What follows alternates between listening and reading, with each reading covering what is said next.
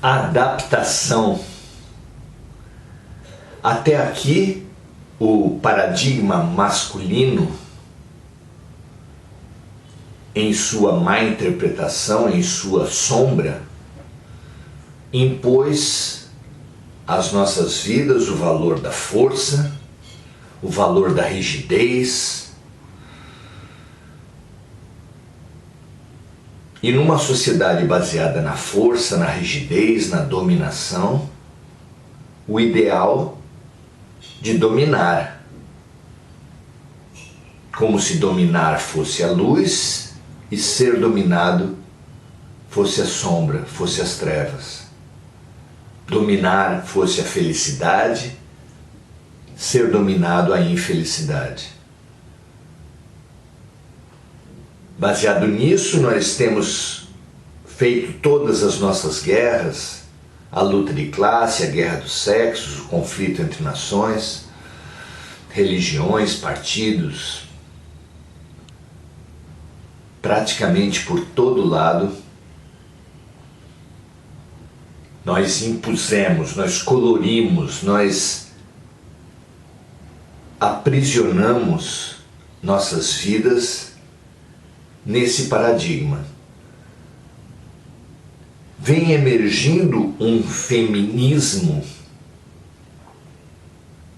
inicialmente ainda equivocado, onde as mulheres que entram para a política e que entram nos cargos de dirigência das empresas se sujeitam a se masculinizar, quando na verdade instituições, hábitos, pessoas precisam se feminilizar, independente de sexo ou opção sexual.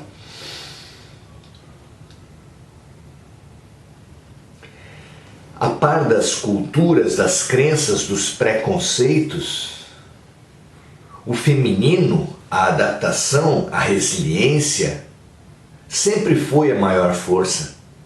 A própria humanidade não está aqui como espécie dominante na Terra por ter as maiores garras, as maiores presas, por serem os maiores, por se imporem,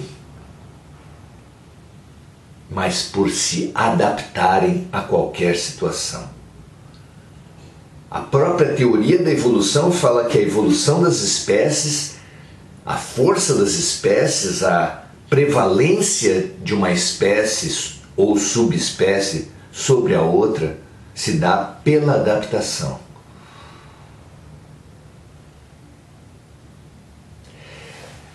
Jesus, lá em João, capítulo 18, versículos de 21 a 23, nos ensina esse ponto de equilíbrio entre o princípio masculino e o princípio feminino. Estava ele já no julgamento da fase final da sua missão na terra, ele perante os sacerdotes, que lhe impuseram uma questão para falar de sua doutrina, dos seus discípulos, e ele disse: mas eu fiz tudo em aberto, nada fiz em oculto. Por que vocês não perguntam para as pessoas?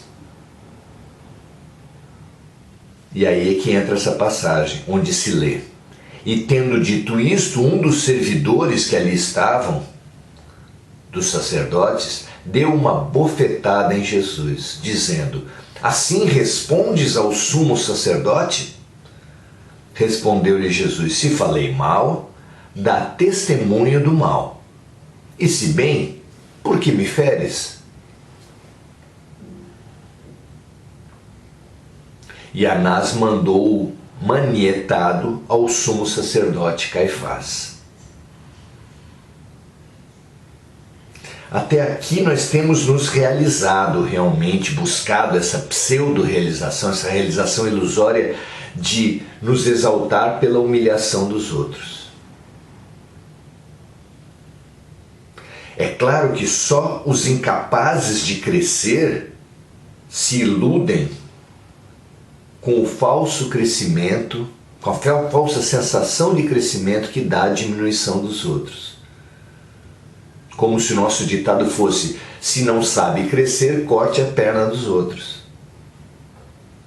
Mas é claro que isso é uma ilusão. É claro que, ora cortando as pernas dos outros, ora os outros cortando as nossas pernas, nós só temos nos diminuído. É evidente isso, é óbvio isso.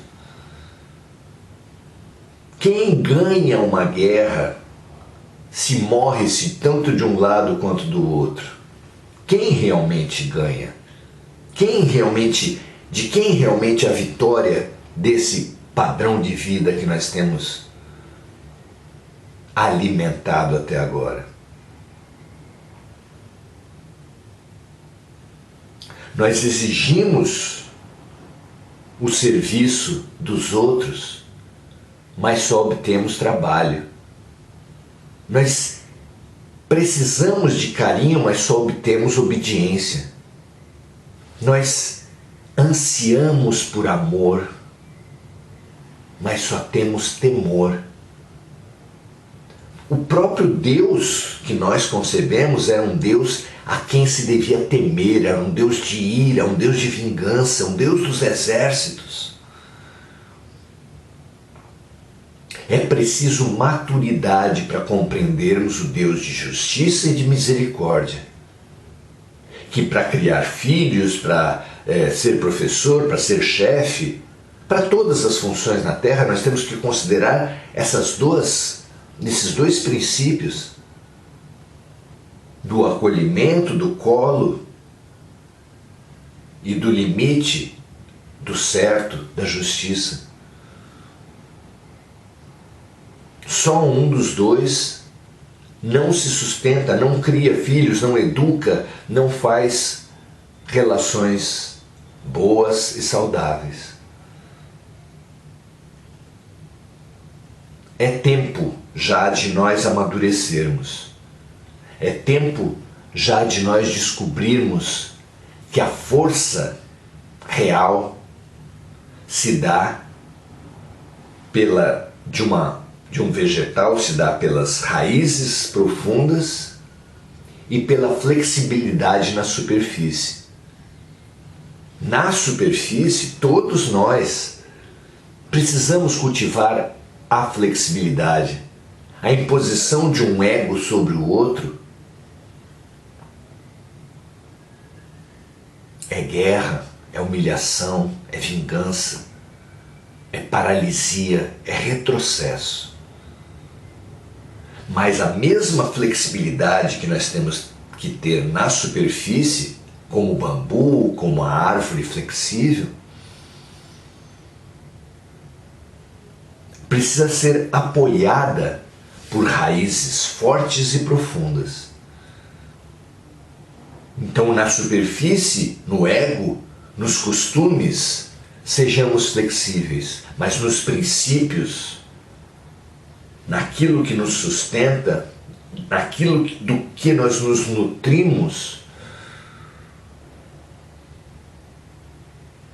que é o que é bom, o que é certo, que é o que é justo, que é Deus, que é amor, nesse nós precisamos ser radicalmente, enraizadamente firmes.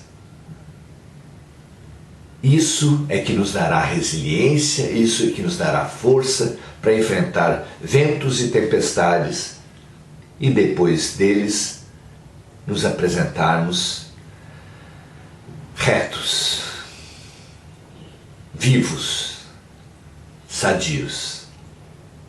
Grande abraço e até a próxima.